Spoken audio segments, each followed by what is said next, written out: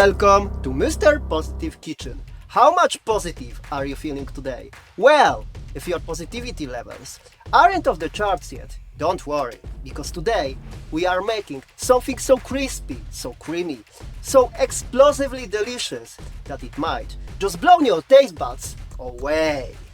We are talking about crispy potato balls. Golden, deep-fried spheres of joy, where every bite is a perfect contrast, ultra crispy on the outside, melt in your mouth, creamy on the inside. Think of them as a mashed potatoes leveled up to their ultimate form. We are here to dive into the science of a crunch, because getting that perfectly crispy shell while keeping the inside soft and creamy, it's a real challenge. So, grab your lab coats and let's cook up some science. Let's check the ingredients, shall we? Starting from a starchy potatoes like russet, Maris Piper, Agria or Vinci. Then 3 tablespoons of a butter and a splash of a heavy cream, because this is luxury territory now. In goes grated cheese. Choose your weapon, cheddar, mozzarella or maybe Gouda. Now we turn up the umami. Mushrooms, onion, some soy sauce and, of course, garlic. Next, tomato paste. Join the party. Deep and rich. Fresh dill? Oh yes! Next, some eggs and a potato starch to hold it all together. And the flavor finishers. Smoked paprika, thyme, salt and black pepper. And boom! That's the flavor bombs ready to detonate. Now, let's talk about armor. I mean, crispy coating. So, first layer is a coconut flour supported by a grated parmesan and a touch of a smoked paprika. Second layer, eggs beaten, seasoned with salt and ready to hold it all together. And finally, the heavy hitter, panko breadcrumbs. And last, the sauce. For sour cream is our creamy base. We blitz in fresh garlic, lemon zest and a juice brings the brightness. Honey balances the edge and cilantro adds a fresh and herby snap. And don't forget about salt and black pepper. Before we dive into crispy potato goodness, let's talk about sauce. And today we are making a creamy, garlicky, slightly tangy sauce that goes way too well with the crispy potato bombs. Now, technically, you could just mince the garlic with a knife like a responsible adult, or you just toss into a blender and destroy it. It's easy, which is what I am doing, because effort is a resource and I'm currently under budget. Same goes for the cilantro. If you are into it, if you are not, skip it. But if you are, in the blender it goes. Same with salt and pepper. Now blend it.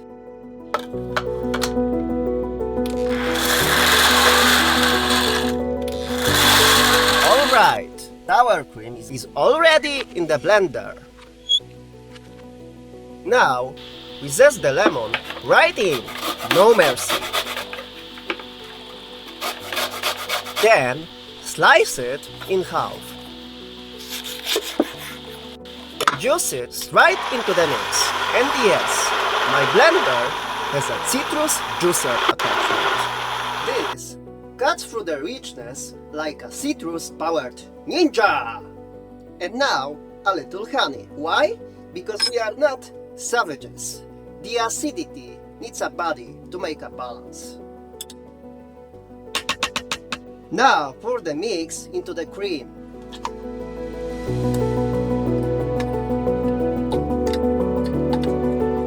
Mix everything together until it's smooth and creamy. So now Now, transfer the mix into the bowl. Now, cover it up and toss it in the fridge. Minimum 30 minutes. And just like that, sauce achieved. See? Easy, efficient, and delicious. And if you are still chopping garlic and cilantro manually at this point, I respect it. Right? Now it's time to get back to the main event, building and shaping the ultimate crispy potato bombs. So stay tuned, cause things are about to get crunchy. Now it's time to transform a simple potatoes into a crispy, flavor-packed bombs of joy. And since we are not here to cook, but to optimize flavor and texture, let's break it down step by step. Most people would start by boiling potatoes, but Silence! Positive! Now, it's my moment! The crude method of boiling! Barbaric! Today, we elevate the potatoes with science! Behold, roasting them! Yes, the skins white because nutrients, the vital compounds remain intact. Flavor! Roasting unlocks the deepest, most profound potato essence. Texture, less moisture means greater crispification. Aha! So yeah, we are roasting the potatoes. Here's how we do it right. We keep it the skin on, because science. So pierce them with a fork few times.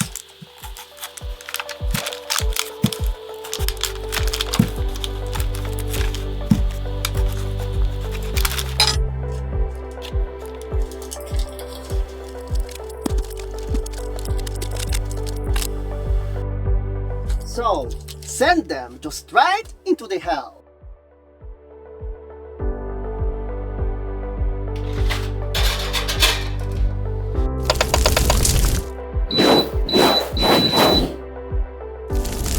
While the potatoes are roasting away like crispy dreams in the making, let's build the filling. We are making an umami heavy here. Start with an onion. Finely chopped, tiny pieces, maximum flavor.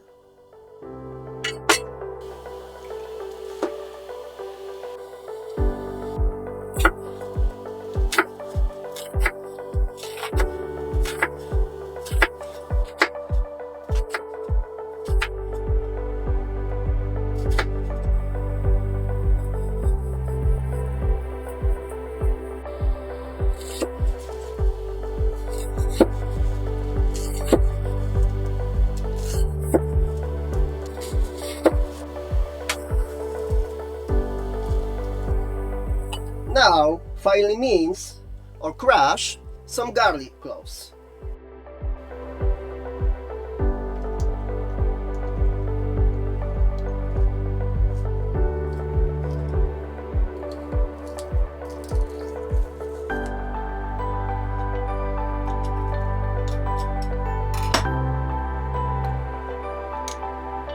Now, mushrooms. You could grate them with a grater, but I am not here for a meditation. I am here for a flavor. So, blender, pulse, done. Not a puree, just mushroom rubble.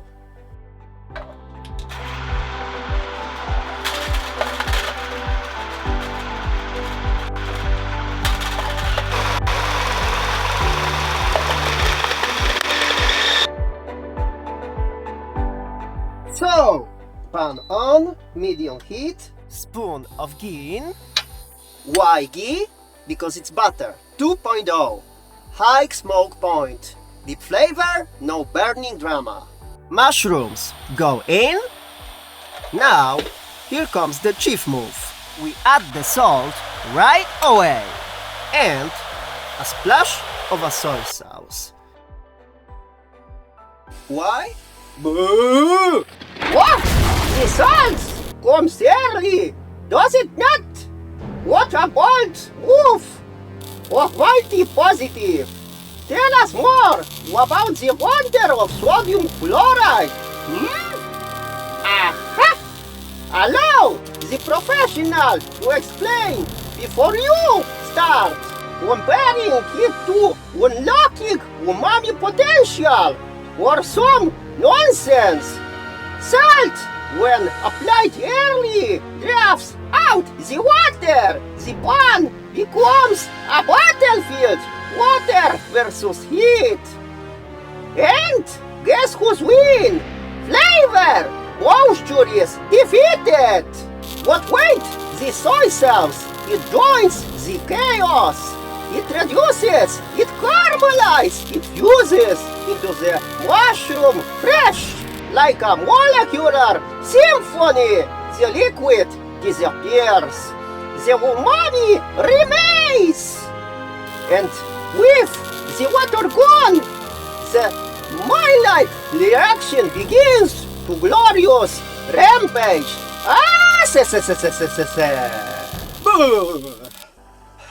Anyway, salt first. Now, it's a perfect time to add the chopped onion. Stir until soft and golden. And this is a perfect moment to add a little knob of a butter. Why now? Because now we've got control. The water is gone, the pan is hot, the butter melts and wraps everything in a golden and nutty hack. Lower the heat, cause garlic joins the party. Stir until fragrant. Don't let it burn. We want aroma, not a bitter regrets. Next, tomato paste.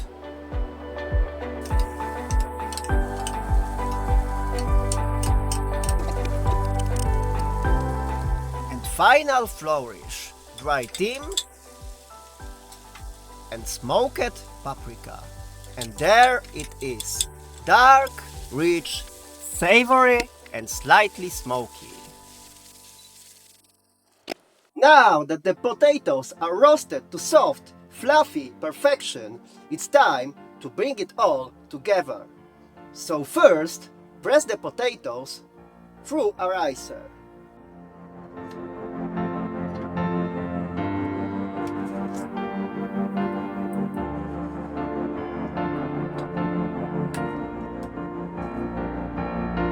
And this time, no blender, no food processor. If you blend this, you will make a glue. And we don't want to make a glue. Yeah?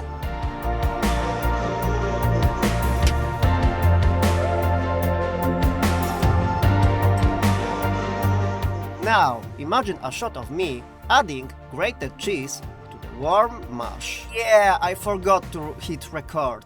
But trust me, it was cinematic. Just make sure to mix it while the potatoes are still warm, so the cheese melts slightly. And now, while the potatoes are still warm, mix the mushroom onion situation we built earlier.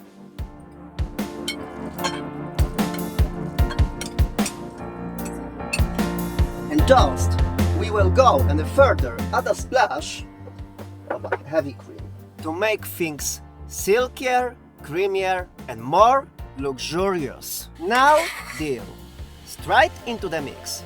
Because, let's face it, potatoes and dill, they're not just compatible. Those two should get a room. And let the magic happen. Right? Now roll up your sleeves and... oh, right, I don't have a sleeves. So stir gently and thoroughly.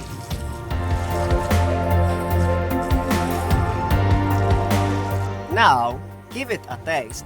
Season with a salt and black pepper, and if you want to really elevate the game, add a pinch of a smoked paprika and some dried thyme. And trust your mouth, it usually knows. Now optionally, take a cup of a mixture and put it aside. We'll use that for the pan-fried creamy puree version in a moment. Now, add in the eggs, but hold up! If your mash is still steaming hot, don't throw them in just yet, unless you are trying to make a scrambled potatoes, which I'm pretty sure no one has ever requested in history. But if you are impatient, and no judgment here, toss the bowl into the fridge for a few minutes. Give it a good mix. This helps bind everything together and make the texture just beautiful. And boom! Our potato bomb base is ready. Now we shape them. Take a scoop of the mixture and roll it gently between your palms. Now cover the bowl and put them in a freezer for about half of the hour or 45 minutes.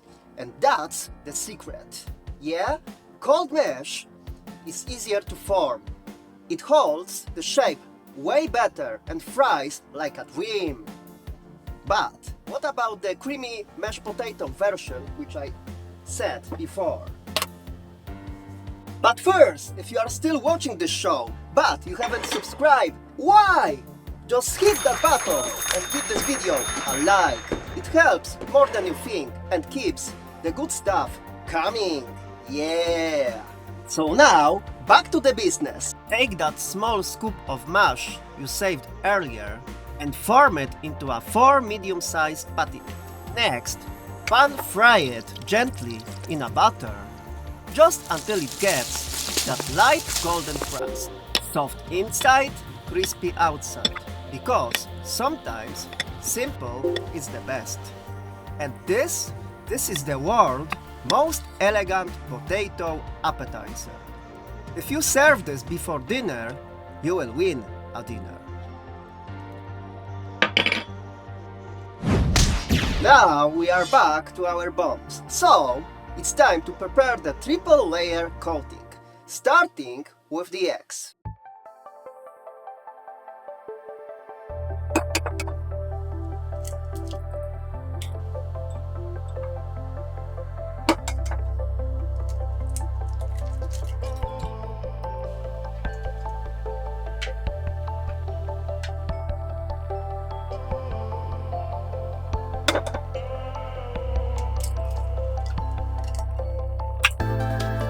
Add a pinch of salt for both flavor and function.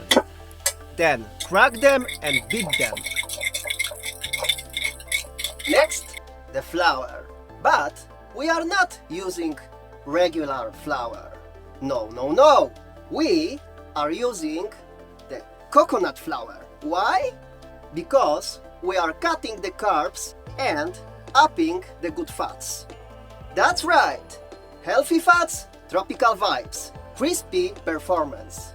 We are not just breeding, we are upgrading. To that, grate in a generous handful of parmesan, the real stuff. It adds saltiness, umami, and that, oh wow! What is that? Flavor hit. Finish it off with a pinch of a smoked paprika.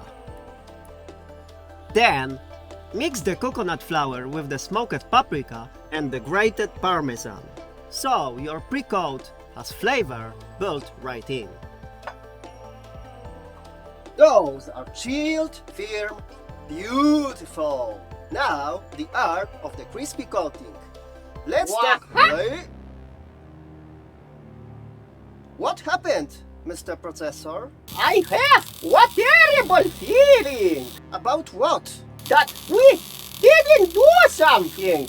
I think you feel that way because we rushed everything through everything, but we handle it. Everything under control. Did we measure the paprika? No, I did. Did we chill the bombs? Of course. Did we taste the mixture? Twice, and it slapped it. No, it is not. What else could we forgot? Kevin! Why mean potato starch? Oh, crap! And double crap, but... Okay, those are holding. Those are holding, but you can't repeat my mistake. Processor, can you take us back? The culinary time gate is online! So, take me back to the start moment. 1.21 kitchen watts! Initiate!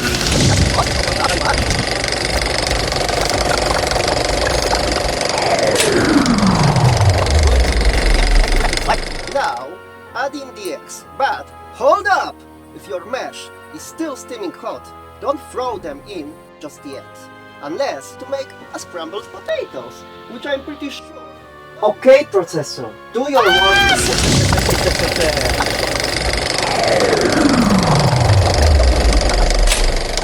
Now, let's just pretend that mine have it too. Do you know what to do? Right?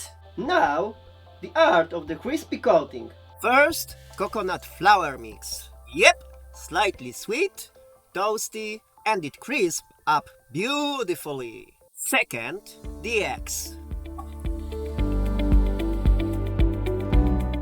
Step 3, panko. Because we don't do soft. We do shatteringly crispy. This triple layer makes your potato bombs bulletproof. Continue with the rest of the bombs, one by one, layer after layer. We are not making a dinner, we are building a crispy arsenal. And if anyone will ask you, what's for dinner? Just say, I'm preparing for bombing! Now, let's talk about frying fat. You could deep fry them in a pure ghee. Don't use cheap oil, it's a poison. But anyway, you could also refine your house to pay for it. But that's why we are going smart. We're gonna use a mix of ghee and a goose fat. Goose fat gives us a deep and rich flavor. Ghee gives us the nutty, buttery aroma. Together, they are budget friendly and bring a touch of nutritional flair. Omega fatty acids, baby! Alright, we are heat up our fat to about 175 degrees. Not too hot, not too lazy. This is the golden zone, crispy on the outside, creamy on the inside. Drop in a few bombs for the first round. We are not storming the fat all at once. We are doing a controlled strike. Let them fry for about 3 to 4 minutes until they are golden, glorious, and audibly crunchy. Scoop them out and let them rest on a wire rack or a paper towel. Now, in go the rest, batch by batch, bump after bump. But don't stare on them too long. You might fall in love. Okay, so our bombs are ready. They are golden, they're crispy, and they're ready. And next to them, that glorious garlic sauce. Cold, creamy, and tangy. It's the calm next to the crunch.